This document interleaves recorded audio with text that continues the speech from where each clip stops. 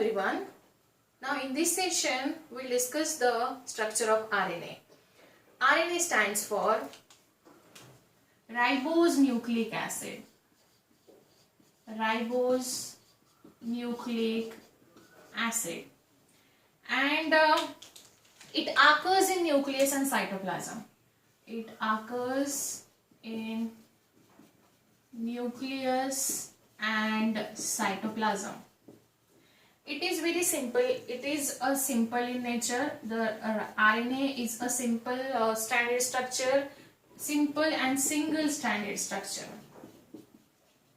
Single and simple stranded structure. Now, RNA can be genetic also, and at the same time it can be non-genetic also. So, we'll just quickly see RNA.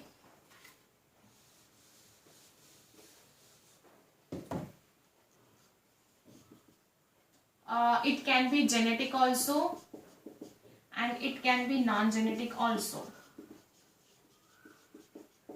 Non-genetic RNA and non-genetic RNA.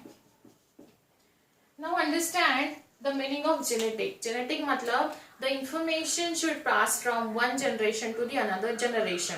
Like हमें हमारे parents में जो भी traits और characters होंगे जो हमको pass on होते हैं, हमसे दूसरे जनरेशन में पास ऑन होंगे. सो ये जनरेशन आफ्टर जनरेशन जो सिमिलैरिटीज इन जीन्स होते हैं, जो कि जैसे आप में भी किसी को बोला जाता है कि आप आपके माँ के जैसे दिखते हो या पापा के जैसे दिखते हो, तो ये जो जीन्स होते हैं we are getting this genes from our parents. So वो पेरेंट्स को उनके पेरेंट्स से मिला होता है. सो यस, यही होता है जेनेटिक इंफॉर्मेशन. वो एक जनरेशन से दूसरे जनरेशन में पास होगा. तो ये हमने जब स्ट्रक्चर ऑफ डीएनए में पढ़ा था, तो डीएनए में मैंने बताया था it is our true genetic material. So DNA can be a genetic material and at the same time it can be the non-genetic also. So genetic material ये कौन से creatures में होता है? We'll have to see that. It can be RNA can be a genetic material of some plant and animal viruses. Virus में ये plant and animal को जो डिसीज कॉज करने वाले वायरसेस है, उनमें RNA can be a genetic material हो सकता है. And non genetic material, non genetic मतलब they are not responsible for passing information from one generation to the another generation, but rather than they help in protein synthesis. They help in protein synthesis. ये protein synthesis में help करता है. Now it is also having a 3 types. इसके 3 types होते हैं. So पहला type हम पढ़ेंगे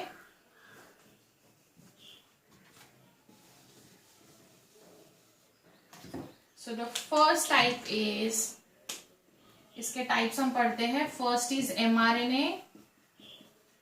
Another would be, you can say rRNA, and third would be a tRNA. So RNA सब में कॉमन है because they are the types of RNA. But आप यहाँ देखो, यहाँ M है, यहाँ R है, यहाँ T है. तो now we have to find out their meaning. M stands for messenger RNA. This is a messenger RNA. R stands for ribosomal RNA. T stands for transfer RNA. So now messenger RNA. messenger मतलब अभी जैसे WhatsApp messenger होता है, Facebook messenger होता है, इनसे हम क्या करते हैं? मैसेजेस एक्सचेंज करते हैं. सो यहाँ भी वैसा ही होता है.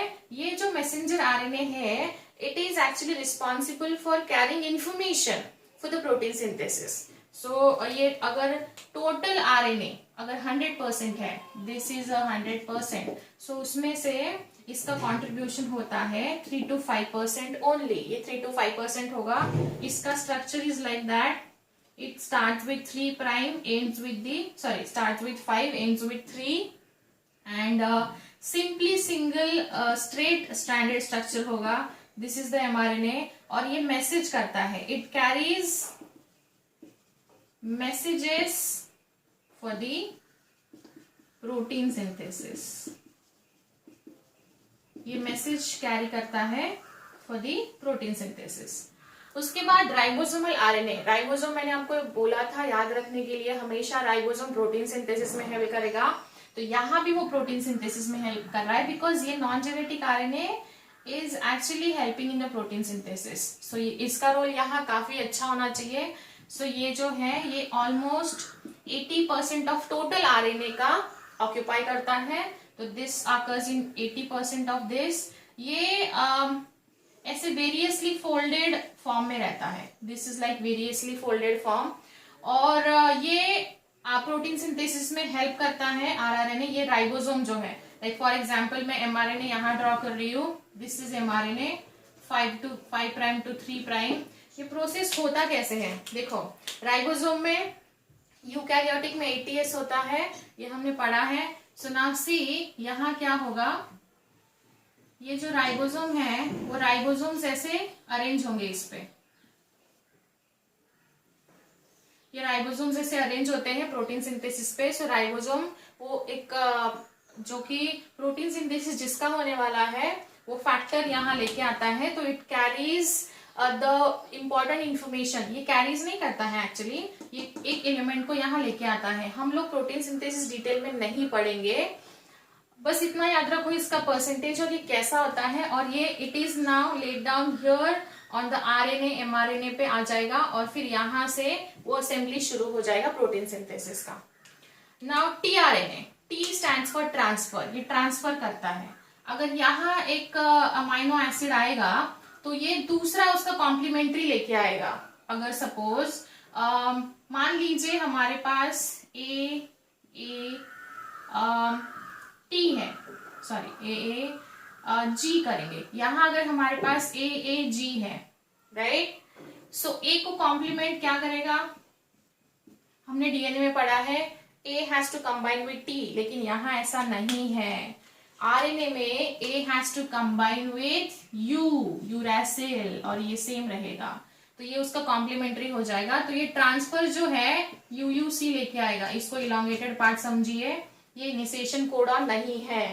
सो आपको ये समझना है, ये ट्रांसफर करता है अमाइनो एसिड, इसका परसेंटेज होता है 10 to 12% of the total RNA.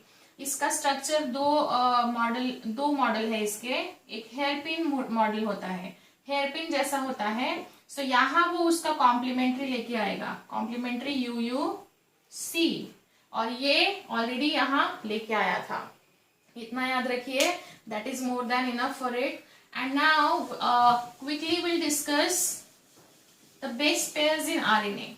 Base pairs, इसमें भी नाइट्रोजनस बेस पेयर्स होती है, nitrogenous base pairs.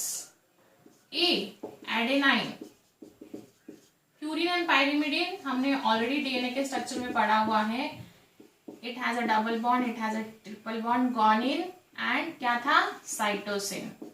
Now remember जब डीएनए का स्ट्रक्चर हमने पढ़ा था तो यहां हमने लिखा था थायमिन, यहां ऐसा नहीं है, डीएनए का स्ट्रक्चर नहीं है, ये आरएनए का है, तो thymine is replaced by uracil. Always remember, ये जो है ए यू के साथ रहता है paired complementary base pair, and G C के साथ ही रहेगा। जैसे मैंने आपको अभी समझाया एमआरएनए पे अगर कोई लेके आ रहा है maybe G C U, ये राइबोसोम लेके आएगा, राइबोसोम के ऊपर जी का क्या कॉम्प्लीमेंट्री पेयर होगा, देखो यहाँ कॉम्प्लीमेंट्री पेयर सी होगा, एंड सी का क्या होगा, जी होगा, ट्रिपल बॉन्ड, एंड यू का क्या होगा, ए होगा।